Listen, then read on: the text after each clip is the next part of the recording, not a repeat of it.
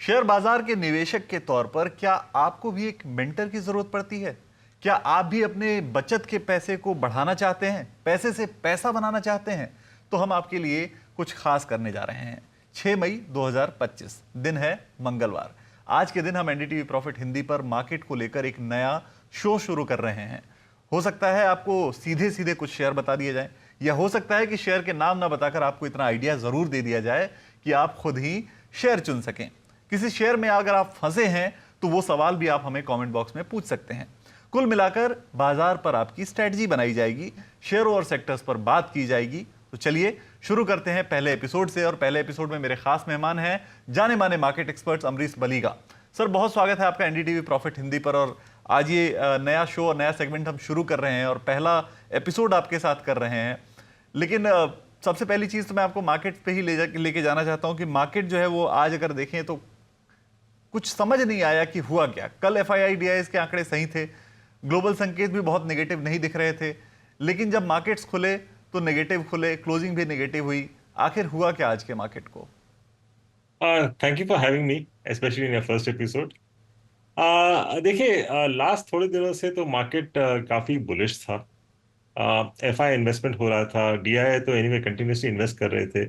पर कल जो अनाउंसमेंट आया that we need to have civilians preparing for a possible strike, तो इसका जब न्यूज़ आया तब से थोड़ी बहुत दिक्कत आई है मार्केट में। लोग फिर से डरे हुए हैं कि in case there is an action across the border, तो in that case economy effect हो जाएगी एंड मार्केट्स क्लियरली गिरेंगे।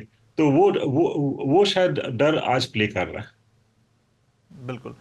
सर, क्योंकि आपने काफी दशक बिता लिए, 2-3 दशक आपने लगभग बिता दिए हैं मार्केट में, तो आपने वॉर भी देखा है। वॉर में मार्केट कैसे रिएक्ट करता है ये भी आपने देखा है पिछली बार।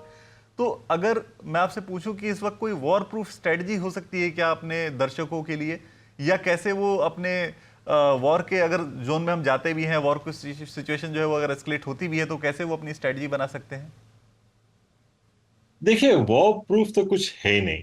ओनली थिंग इज हम लोग थोड़ा बहुत क्वेश्चन कर सकते हैं पोर्टफोलियोज, क्योंकि एक तो है कि one can sell the complete portfolio and exit. वो मैं रिकमेंड नहीं करूंगा, क्योंकि किसी को पता नहीं है कि वॉर होने वाला है कि नहीं होने वाला है। So you can take one clear step saying कि मैं इक्विटी मार्केट से निकल जाऊंगा। I mean that's the safest strategy as of now. पर in case you do that और वॉर यदि होता नहीं है, तो फिर से वापस इक्विटी लेना मुश्किल पड़ जाएगा and one can lose out in the longer term. तो मेरा मेरा ये स्ट्रैटेजी होगा कि maybe book some profit, थोड़ा बहुत कैश हाथ में रखिए, पॉसिबली 25% ऑफ पोर्टफोलियो कैश हाथ में रखिए।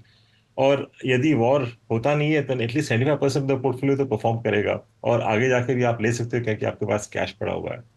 एंड जनरली जो जो जो स्टॉक्स गिरते हैं वो है मिड कैप और स्मॉल कैप्स। तो मिड कैप और स्मॉल कैप्स का जो परसेंटेज है वो भी कम करना चाहिए, possibly increase the large cap and blue chips का पोर्टफोलियो।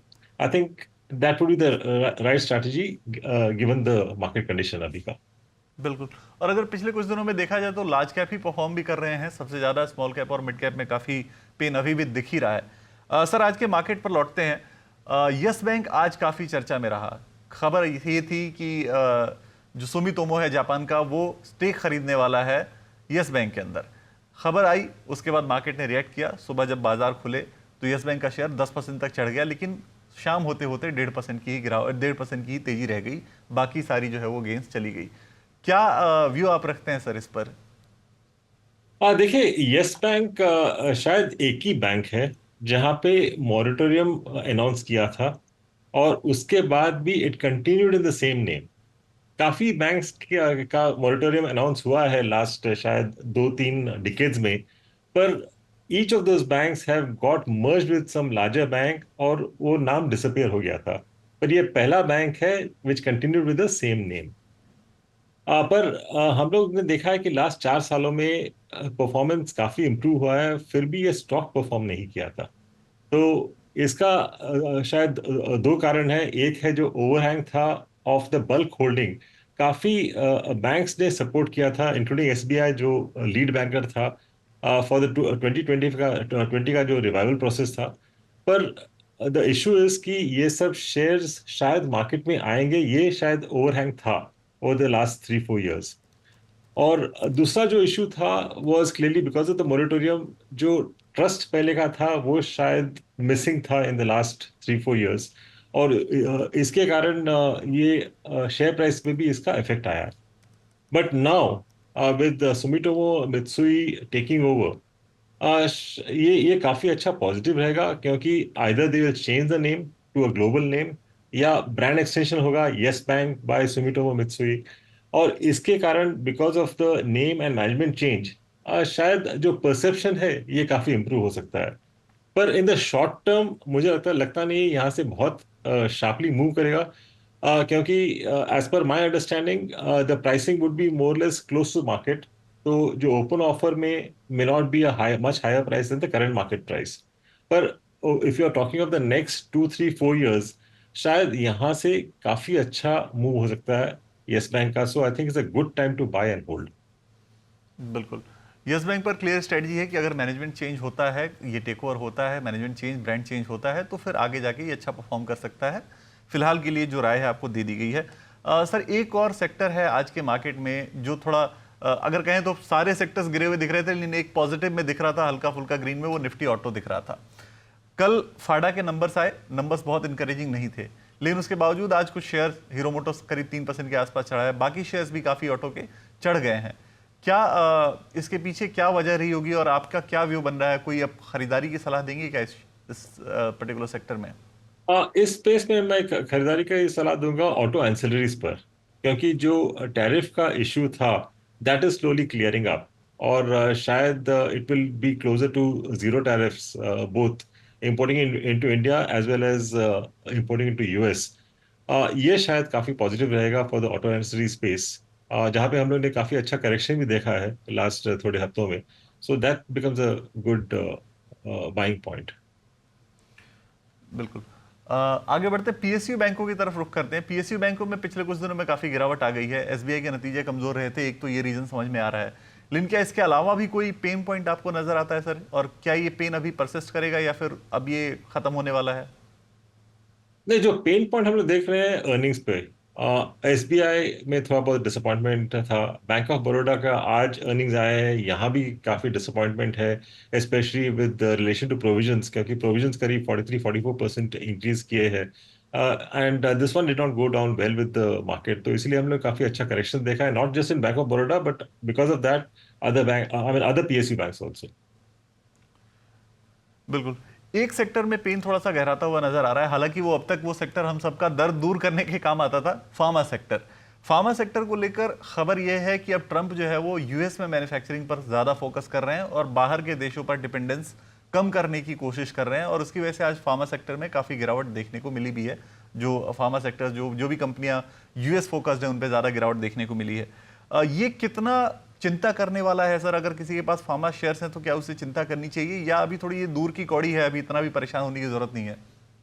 नहीं, मुझे लगता नहीं कि परेशान होना चाहिए इसमें। मुझे लगता है कि ये काफी अच्छा अपॉर्चुनिटी है, क्योंकि जब भी ट्रम्प साहब का बयान आता है on tariffs, specially on pharma, तो we have seen I mean the sector correcting. पर मुझे लगता है कि वो बाइंग अपॉर्चुनिटी है, क्योंकि इंडिया इज वर्ल्ड्स फार्मेसी, और यूएस एफोर्ड नहीं कर सकता है कि हेल्थ इन्फ्लेशन काफी ज्यादा बढ़े। और एट द सेम टाइम जो फैसिलिटीज क्रिएशन है, प्रोडक्शन फैसिलिटीज क्रिएशन, वो तो ओवरनाइट तो हो नहीं सकता है। और जिस प्राइस में, जिस कॉस्ट में इंडिया मैन्युफैक्चर करता है, यूएस कभी भी मैन्युफैक्चर नहीं कर पाएगा। और जो हम लोग ने प्रोटेस्ट देखे थे in the beginning of April because of tariffs in US, यदि फार्मा पे यदि टैरिफ्स लगाते हैं और because of which the inflation goes up, फिर से हम लोग प्रोटेस्ट देखेंगे। तो मुझे लगता नहीं कि I mean president Trump will finally put tariffs on pharma.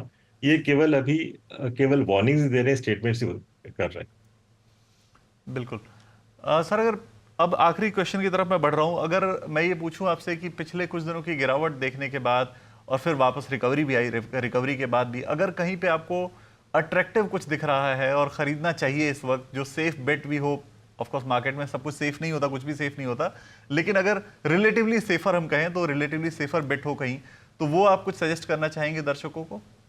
जैसे कि मैंने ऑलरेडी दो सेक्टर के बारे में बात किया, ऑटो एंसिलरीज ऑफ फार्मा, ये तो इस लेवल पे भी लेना चाहिए। दूसरे जो सेक्टर्स है, FMCG, I think I mean at least because of good monsoons जो एक्सपेक्टेड है that the demand should go up, तो FMCG at the current levels ले सकते हैं। बिल्कुल। सो एफएमसीजी और ऑटो एंसिलरी, ये दो सेक्टर्स की बात की अमरीश सर ने, और उन्होंने बताया कि यहाँ पे आप अच्छे मौके तलाश सकते हैं। जो शेयर्स आज एक्शन में थे उस पर भी हमने बात की, फार्मा पर बात की, यस बैंक पर बात की, पीएसयू बैंकों पर बात की। बहुत शुक्रिया सर, आज पहले एपिसोड में, पहले सेगमेंट में दर्शकों का मार्गदर्शन करने के लिए और हमारे साथ जुड़ने के लिए। Thank you.